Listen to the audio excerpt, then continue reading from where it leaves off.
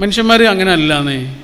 നമ്മൾ കാണുന്ന അധികം മനുഷ്യന്മാരും ഒന്നുകിൽ ഇന്നലകളിൽ ജീവിക്കുന്ന ആളുകളാണ്. ഇന്നലത്തെ കുറ്റബോധമോ സങ്കടങ്ങളോ വിരഹമോ വേദനയോ അല്ലേ. വേറെ കുറേ ആളുകളോ നാളെയാണ്. ഇന്ന് ജീവിക്കുന്ന ആളുകളാരാ? വളരെ കുറച്ച് ആളുകളാണ്. അതുകൊണ്ടാണ് മനുഷ്യരുടെ മുഖത്ത് ഇങ്ങനെ സന്തോഷം കുറയുന്നത്. നിങ്ങൾ കണ്ടില്ലേ, കുട്ടികൾ വളരെ ഹാപ്പിയാണല്ലോ. ചെറിയ ചെറിയ കാര്യങ്ങളിൽ അവർ ഹാപ്പിയാണ്. അതെന്തുകൊണ്ടാണ്? അവർക്ക് ഓർമ്മകളുടെ ഭാരമില്ല എന്നുള്ളതുകൊണ്ടാണ്. അതാ.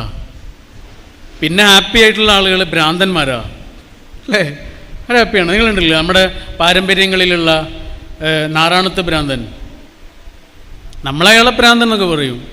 നിങ്ങൾ ആലോചിച്ച് നോക്കുക, അയാളുടെ ഉള്ളിലുള്ളൊരു ഫിലോസഫി എത്ര വലുതാണെന്ന്. കഷ്ടപ്പെട്ട് ഒരു പാറക്കല്ല് മലയുടെ മുകളിലേക്ക് കൊണ്ടുപോവുകയാണ്. അത് മുകളിലെത്തിയതിനു ശേഷം താഴേക്ക് ഉതിർന്ന് വരുന്നത് കണ്ട് പൊട്ടിച്ചിരിക്കുന്ന ഒരു മനുഷ്യൻ. അത്രയേറെ കഷ്ടപ്പെട്ടുണ്ടാക്കിയത് നഷ്ടപ്പെടുന്നത് കാണുമ്പോഴേ അയാൾ ചിരിക്കുകയാണ്. നമുക്കൊരു ചെറിയ നഷ്ടത്തിൽ പോലും ഒന്ന് ചിരിക്കാൻ കഴിയുമോ? കഴിയില്ല. എന്നിട്ട് നമ്മൾ അയാളെ വിളിച്ചത് ഭ്രാന്തൻ എന്നാണ്. നഷ്ടങ്ങളിലും ഒരാൾക്ക് ഇങ്ങനെ പതറാതെ നിൽക്കാനും കഴിയുക എന്നതാണ് നാറാണത്ത് ഭ്രാന്തൻ പഠിപ്പിച്ചു തന്ന പാഠം. ചിരിക്കൊന്നും വേണ്ട, പക്ഷെ പതറാതിരിക്കുന്നതിൻ്റെ പേരാണത്. അപ്പോഴാണ് ഒരാൾക്ക് അവനവൻ്റെ ഈ ദിവസത്തെ ഇങ്ങനെ ആഘോഷിക്കാൻ പറ്റുക. ഈ നിമിഷത്തെ. ഡൈ എം ടി എന്ന് പറഞ്ഞൊരു പുസ്തകമുണ്ട്, ഗംഭീരമായിട്ടുള്ളൊരു പുസ്തകമാണ്. ആ പുസ്തകത്തിലൊരു ഗുരുവിൻ്റെ വിദ്യാർത്ഥികളോട് ചോദിക്കുന്നുണ്ട്, ലോകത്തെ ഏറ്റവും സമ്പന്നമായ പ്രദേശം ഏതാണ്, റിച്ചസ്റ്റ് ലാൻഡ്. അപ്പോൾ കുട്ടികൾ അതിന് കുറേ മറുപടിയൊക്കെ പറയുന്നുണ്ട്. സാധാരണ ഗൂഗിൾ തരുന്ന ഉത്തരങ്ങളൊക്കെ പറയുന്നുണ്ട്. പക്ഷെ ഗുരു അതൊന്നും അല്ല ഉത്തരം എന്നാണ് പറയുന്നത്. ഉത്തരം തെറ്റാണ് തെറ്റാണ് തെറ്റാണ്. പിന്നെ ഏതാണ് ശരി ഉത്തരം? അപ്പോൾ ഗുരു അതിന് പറഞ്ഞ മറുപടി ഇങ്ങനെയായിരുന്നു, ലോകത്തെ ഏറ്റവും സമ്പന്നമായ പ്രദേശം എന്ന് പറയുന്നത് ശ്മശാനങ്ങളാണ്, മനുഷ്യന്മാർ മരിച്ചു കിടക്കുന്ന സ്ഥലങ്ങളാണ്. കാരണം അപ്പോൾ ഗുരു പറഞ്ഞു, എഴുതപ്പെടാതെ പോയ എത്രയെത്ര കവിതകളും കഥകളുമാണ് ആ കിടക്കുന്നത്. നടപ്പാകാതെ പോയ എത്രയെത്ര പദ്ധതികളാണ്, കിനാവുകളാണ്, സ്വപ്നങ്ങളാണ് ആ മണ്ണ് മൂടിക്കിടക്കുന്നത്. പറയാതെ പോയ എത്രയെത്ര സ്നേഹബന്ധങ്ങളും പ്രണയബന്ധങ്ങളുമാണ് ആ കിടക്കുന്നത്. ചേർത്ത് പിടിക്കാതെ പോയ എത്രയെത്ര ആലിംഗനങ്ങളാണ് ആ കിടക്കുന്നത്. പകരാതെ പോയ എത്രയെത്ര ചുംബനങ്ങളാണ് ആ കിടക്കുന്നത്. അതുകൊണ്ട് ശ്മശാനങ്ങളാണ് ഏറ്റവും റിച്ചസ്റ്റായ സ്ഥലങ്ങളെന്ന് പറഞ്ഞു. അത് പറഞ്ഞതിന് ശേഷം ഗുരു അവർക്ക് പറഞ്ഞു കൊടുത്തു, മക്കൾക്ക് പറഞ്ഞു കൊടുത്തു, ഡെക്കറേറ്റ് യുവർ ടുഡേ. അതാണ് നമുക്ക് ഏതെങ്കിലും അർത്ഥത്തിൽ ഭംഗിയാക്കാൻ പറ്റിയത് നമ്മുടെ ഇന്നിനെ മാത്രമാണ്. ഇന്നലകളൊക്കെ കഴിഞ്ഞു പോയെന്ന്. ബ്രസീലിലെ ആമസോൺ കാടുകളിൽ പൂക്കാലം അവസാനിക്കുന്ന സമയത്തൊരു പൂവിടരും. ആ പൂവിന് ആകെ 3 ദിവസത്തെ ആയുസേ ഉള്ളൂ. 3 ദിവസവും അതിന് 3 കളറാണ്. അതുകൊണ്ട് ആ പൂവിന് നാട്ടുകാർ വിളിക്കുന്ന പേര് ദിവസങ്ങളുടെ പൂവ് എന്നാണ്, കാലത്തിൻ്റെ പൂവ് എന്നൊക്കെ പറയും. കാരണം ഈ 3 ദിവസം എന്ന് പറയുന്നത് 3 കാലമാണ്, ഇന്നലെ, ഇന്ന്, നാളെ. ഒന്നാമത്തെ ദിവസം അതിൻ്റെ കളറ് പർപ്പിൾ കളറാണ്, ഇന്നലെയാണ്. ഇന്നലെ പർപ്പിൾ കളറ് ഒരു തരം മിസ്റ്റീരിയസ് കളറാണെന്ന് പറയുന്നു. അതൊക്കെ നിഗൂഢമാണ്, കഴിഞ്ഞുപോയി. ഇനി അതിൽ നിന്ന് എന്തെങ്കിലും പഠിക്കാനുണ്ടെങ്കിൽ പഠിച്ചിട്ട് അത് ഉപേക്ഷിക്കണം. കൊണ്ടു നടന്നാലും നമുക്കൊരു ചുവട് മുന്നോട്ട് പോകാൻ കഴിയില്ല. ഡെഡാണ്, ഡെഡ് എസ്റ്റർഡേയ്സ് ആണ്. എന്നാൽ രണ്ടാമത്തെ ദിവസം അതിൻ്റെ കളർ എന്താണെന്ന് അറിയാം, ലാവെൻഡറാണ്. അത് ഇന്നാണ്. ലാവെൻഡർ എന്ന് പറയുന്നത് ഹാപ്പിനെസ്സിൻ്റെ കളറാണ്, പ്രണയത്തിൻ്റെ സ്നേഹത്തിൻ്റെ കളറാണ്. അതാണ് ഇന്ന്. നാളെ ആകുമ്പോഴേക്കത് പെയിലായി, 3-ാമത്തെ ദിവസം ആകുമ്പോഴേക്കത് പെയിലായി. അതുകൊണ്ടാണ് ആ പൂവിന് ആ പേര് കിട്ടിയത്. ഇതാണ് നമ്മുടെ കയ്യിലുള്ളത് എന്താണോ അതുകൊണ്ട്. നമുക്ക് പഠിച്ചവൻ എന്താണോ തന്നത് അതുകൊണ്ട്. പഠിച്ചവൻ ആരെയാണോ തന്നത് അവരോടൊപ്പം. പഠിച്ചവൻ എവിടെയാണോ നമ്മൾ എത്തിച്ചത് അവിടെ വെച്ച് ജീവിതത്തെ നമ്മൾ ഡെക്കറേറ്റ് ചെയ്യണം. ഇതാണ് ഒന്നാമതായി ഒരു മനുഷ്യൻ അവനവനോട് ചെയ്യേണ്ടത്. പിന്നെ ചെയ്യേണ്ടത് എന്താണ്? ചുറ്റുമുള്ള മനുഷ്യർക്ക് എന്തെങ്കിലും ഒരു ഹാപ്പിനെസ് കൊടുക്കണം. അത് നമുക്ക് എന്താണോ തന്നത്, പാടാനാണോ കഴിയുക, പാടിയിട്ട്. പറയാനാണോ കഴിയുക, പറഞ്ഞിട്ട്. ഒന്ന് ചെന്ന് കാണാനാണോ കഴിയുക, ചെന്ന് കണ്ടിട്ട്. ഇതാണ്. ഒരു മനുഷ്യൻ അയാളുടെ ആയുസ്സിനെ ഇങ്ങനെ അർത്ഥവത്താക്കുകയാണ്. അടുത്ത ഏതൊരു നിമിഷവും മരിച്ചു പോകാം എന്ന് ഉറപ്പുള്ളൊരു മനുഷ്യൻ പറയുന്ന വാക്കിന് വല്ലാത്ത ശക്തി ഉണ്ടാവും അല്ലേ? ജീവിതത്തെ ഏറ്റവും കൂടുതൽ സ്നേഹിക്കുന്ന ആളാരായിരിക്കും എന്നറിയാം? നാളെ തൂക്കിലേറ്റപ്പെടുമെന്ന് ഉറപ്പുള്ള ഒരു തടവ് പുള്ളിയായിരിക്കും. അയാൾക്കറിയാം നാളെ ഞാൻ മരിക്കുമെന്ന്. അയാൾക്ക് അയാളുടെ മുന്നിലൂടെ ഇങ്ങനെ നടന്നു പോകുന്ന പോലീസുകാരനോട് പോലും സ്നേഹം തോന്നും. അയാളെ ഇങ്ങനെ ആ കൊലക്കയറിലേക്ക് കൊണ്ടുപോകുന്ന മനുഷ്യരോട് പോലും അയാൾക്ക് സ്നേഹം തോന്നും. ആ രാത്രിയിൽ അയാൾ കേൾക്കുന്ന എല്ലാ ശബ്ദങ്ങളോടും അയാൾക്ക് സ്നേഹം തോന്നും. കാരണം അയാൾക്കറിയാം നാളെ ഞാനത് കേൾക്കൂലെന്ന്. അയാൾ പറയുന്ന ഓരോ വാക്കിനും അത്രയേറെ ഗൗരവം ഉണ്ടാവും. അതുകൊണ്ടാണ് വസിയത്തുകൾക്ക് ഇത്രയധികം ശക്തി ഉണ്ടാവുന്നത് അല്ലേ? മലയാളത്തിൽ വസിയത്ത് തന്നെയുള്ള പറയുക. EMSൻ്റെ വസിയത്ത് എന്നൊരു പുസ്തകം പോലും ഉണ്ട്. റോണ്ടി പോഷൻ്റെ വസിയത്തായിരുന്നു ശരിക്കും ആ പ്രസംഗം. അതിൽ അദ്ദേഹം പറയുന്ന ഒരു കാര്യം ഇങ്ങനെയാണ്: നമ്മൾ നമ്മുടെ സ്വപ്നങ്ങൾ മാത്രം ഇങ്ങനെ സഫലമാക്കാൻ വേണ്ടിയിട്ട് പ്രയത്നിക്കലല്ല, വേറെ ഒരു മനുഷ്യൻ്റെയെങ്കിലും സ്വപ്നത്തിന് നമ്മളിങ്ങനെ കൂട്ടു നിൽക്കുന്നതിൻ്റെ മഹത്വമാണ് തിരിച്ചറിയേണ്ടത് എന്ന് പറയുന്നുണ്ട്. നമ്മുടെ സ്വപ്നങ്ങളിലേക്ക് നമ്മൾ എത്തണം, തീർച്ചയായും എത്തണം.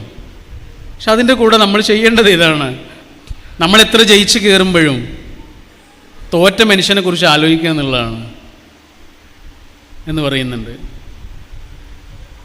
ദ ബക്കറ്റ് ലിസ്റ്റ് എന്ന് പറഞ്ഞൊരു സിനിമയുണ്ട്. ഭയങ്കര രസമുള്ള സിനിമയാണ്. ഒരു ആശുപത്രിയിൽ കിടക്കുന്ന 2 രോഗികളാണ്. ഒരാൾ നല്ല പണക്കാരനാണ്, ഒരാളൊരു പാവപ്പെട്ട ആളാണ്.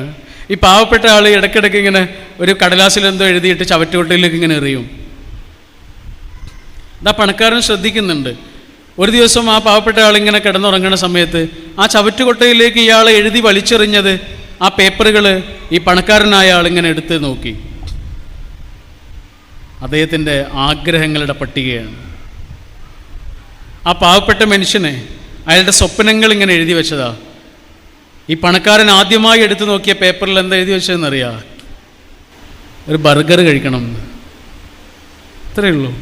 ഒരു കുഞ്ഞു സ്വപ്നമാണ്, ഒരു ബർഗർ കഴിക്കണമെന്ന്. ആ ബർഗർ കഴിക്കാൻ അയാളെ സഹായിക്കലാണ് അപ്പോൾ ആ പണക്കാരൻ ചെയ്യേണ്ട ഒരേ ഒരു സേവനം. അതാണ് സംതിങ് ബ്യൂട്ടിഫുൾ ഫോർ ഗോഡ്. മനുഷ്യൻ്റെ കൂടെ നിൽക്കലാണത്. പ്രത്യേകിച്ചും തോറ്റ മനുഷ്യൻ്റെ കൂടെ നിൽക്കലാണ്. ജയിച്ച മനുഷ്യൻ്റെ കൂടെ മാത്രമല്ല, ജയിച്ച മനുഷ്യൻ കൂടി തോറ്റ മനുഷ്യൻ്റെ കൂടെ നിൽക്കുക എന്നുള്ളതാണ് ശരിയായ ഒരു മനുഷ്യത്വത്തിലേക്കുള്ള ഒരാളുടെ വളർച്ചയും വികാസവും. ഈ തരത്തിൽ മനുഷ്യനെ തിരിച്ചറിയുന്ന, മനുഷ്യരൊരുമിച്ചിരിക്കുന്ന ഓരോ ഇടങ്ങളും വർദ്ധിക്കട്ടെ. അതിനു വേണ്ടിയിട്ടാണ് നമ്മൾ എന്തെങ്കിലുമൊക്കെ ചെയ്യേണ്ടതെന്ന് തോന്നുന്നു അല്ലേ? വലിയ ഒച്ചപ്പാടൊന്നും വേണ്ടെന്നേ, മെല്ലെ പറഞ്ഞാൽ മതി മനുഷ്യനോട്. നമ്മൾ സാധാരണ ഒച്ചയിൽ വലിയ ശബ്ദത്തിൽ പറയാറുള്ളത് എപ്പോഴാണ്? ഒന്നുകിൽ ദേഷ്യം വരുമ്പോഴാണ്, അല്ലെങ്കിൽ ഒരാൾ കുറച്ച് അകലുണ്ടാകുമ്പോഴാണ് അല്ലേ? ഈ ഒരു സാധനം ഉണ്ടെങ്കിൽ എന്തിനാ പിന്നെ ഒച്ചപ്പാട്? എല്ലാവരും അടുത്തല്ലേ? മനുഷ്യനോട് സൗമ്യമായി സംസാരിച്ചാൽ പോരെ? എന്തിനാ തൊണ്ട കൊണ്ടൊക്കെ സംസാരിക്കുന്ന മനുഷ്യനോട് സൗമ്യമായി സംസാരിക്കുമ്പോൾ ഒരു വാക്കൊക്കെ ഒരു മനുഷ്യൻ്റെ ഉള്ളിലുണ്ടാക്കുന്ന വല്ലാത്തൊരു സാധ്യതയുണ്ട്.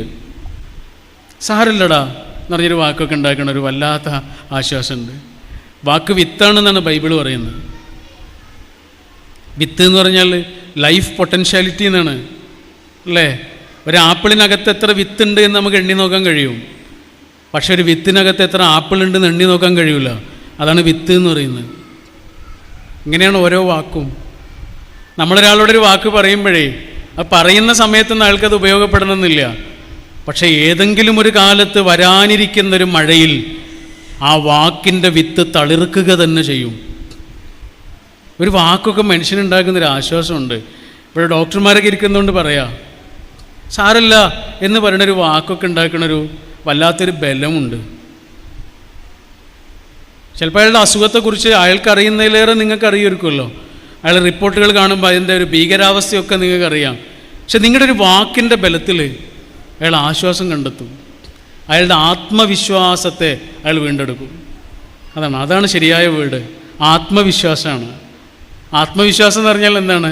ആത്മാവിലുള്ള വിശ്വാസമാണ്. ദൈവവിശ്വാസം എന്ന് പറഞ്ഞാൽ ദൈവത്തിലുള്ള വിശ്വാസമല്ലേ? ആത്മവിശ്വാസം എന്ന് പറഞ്ഞാൽ എന്താണ്? ആത്മാവിലുള്ള വിശ്വാസം. ആത്മാവ് എവിടെ നിന്നാണ് വന്നത്? ദൈവത്തിൽ നിന്ന്. ശരീരം അവിടെ തീരും, ആത്മാവ് അവിടെ തന്നെ ഉണ്ടാവും. ആ ആത്മാവിൽ ഒരാൾ വിശ്വസിക്കലാണ് എന്ന് പറഞ്ഞാൽ ദൈവത്തിൽ ഒരാൾ പ്രതീക്ഷിക്കലാണ്. പടച്ചോൻ കൈവിടില്ല എന്നുള്ള ഒരാളുടെ ആത്മബോധമാണ് ആത്മവിശ്വാസം എന്ന് പറയുന്നത്. ഒരു രാജ്യത്ത് മറ്റൊരു രാജ്യം ആ രാജ്യത്തെ വല്ലാതെ ആക്രമിക്കാൻ തുടങ്ങി. അവസാനം നിവൃത്തിയില്ലാതെ ഈ രാജ്യം യുദ്ധത്തിനൊരുങ്ങുക. അപ്പോൾ ഈ സൈന്യാധിപനുണ്ടല്ലോ, അദ്ദേഹം പട്ടാളക്കാരെ മുഴുവനും വിളിച്ചു. എന്നിട്ടൊരു കോയിൻ ഇങ്ങനെ കാണിച്ചു.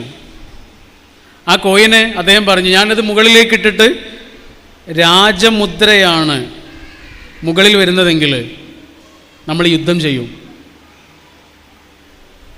അവരോട് യുദ്ധം ചെയ്യും. തോൽക്കുകയാണെങ്കിൽ യുദ്ധം ചെയ്യും. രാജമുദ്രയാണ് മുകളിൽ വരുന്നതെങ്കിൽ നമ്മൾ ജയിക്കും. അല്ല മറുഭാഗമാണ് മുകളിൽ വരുന്നതെങ്കിൽ നമ്മൾ തോൽക്കും. എന്തായിരുന്നാലും നിങ്ങൾ യുദ്ധത്തിന് തയ്യാറാണോ എന്ന് ചോദിച്ചു. അവർ പറഞ്ഞു ഞങ്ങൾ തയ്യാറാണ്. അദ്ദേഹം കോയിൻ മുകളിലേക്ക് ഇട്ടു. രാജമുദ്ര, ജയിക്കും. എല്ലാവർക്കും ഉറപ്പായി അവർ ജയിക്കും. അവർ യുദ്ധത്തിന് പോയി, അവർ ജയിക്കുകയും ചെയ്തു. കാരണം അവർക്കറിയാം അവർ ജയിക്കുമെന്ന്. എതിർ സൈന്യം ഒരു നിമിഷം പോലും മുന്നോട്ട് പോയില്ല. ഈ സൈന്യത്തിന് അറിയാം ഇവർ ജയിക്കുമെന്ന്. അവർ ജയിച്ചു കയറി, രാജ്യത്തേക്ക് ജയിച്ചുകൊണ്ട് തിരിച്ചു വന്നു. രാജ്യം അവരെ സ്വീകരിച്ചു സന്തോഷത്തോടെ. അന്ന് രാത്രി ആ സൈന്യാധിപൻ പുഴക്കരയിലേക്ക് നടന്നു. അദ്ദേഹത്തിൻ്റെ കയ്യിൽ ആ കോയിൻ ഉണ്ടായിരുന്നു. ആ കോയിന് പുഴയിലേക്ക് വലിച്ചെറിഞ്ഞു. മനസ്സിലിങ്ങനെ പറഞ്ഞു, രണ്ട് ഭാഗത്തും രാജമുദ്രയുള്ള ആ കോയിന് ഒരാളും കാണാൻ പാടില്ല എന്ന്.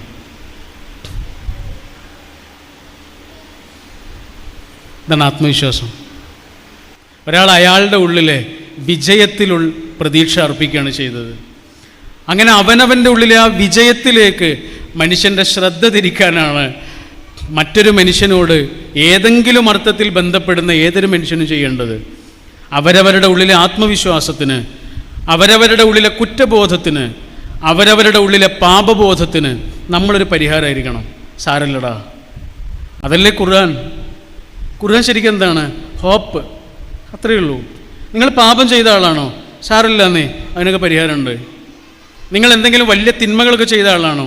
സാരമില്ലാന്നേ, അതിനൊക്കെ പരിഹാരമുണ്ട്. നിങ്ങൾ എന്തെങ്കിലും ഒരു ലജ്ജയിലാണോ ഉള്ളത്? സാരമില്ലാന്നേ, അതിനൊക്കെ പരിഹാരമുണ്ട്. നിങ്ങൾ ഏതെങ്കിലും തരത്തിലുള്ള പിണക്കങ്ങളിലൊക്കെയാണുള്ളത്? സാരമില്ലാന്നേ, അതിനും പരിഹാരമുണ്ട്. ഈ പരിഹാരങ്ങൾ നിശ്ചയിക്കുന്ന പ്രതീക്ഷയുടെ പുസ്തകത്തിൻ്റെ പേരാണ് വേദഗ്രന്ഥം. അതല്ലേ നമ്മൾ മനുഷ്യന്മാർക്ക് പറഞ്ഞു കൊടുക്കേണ്ടത്.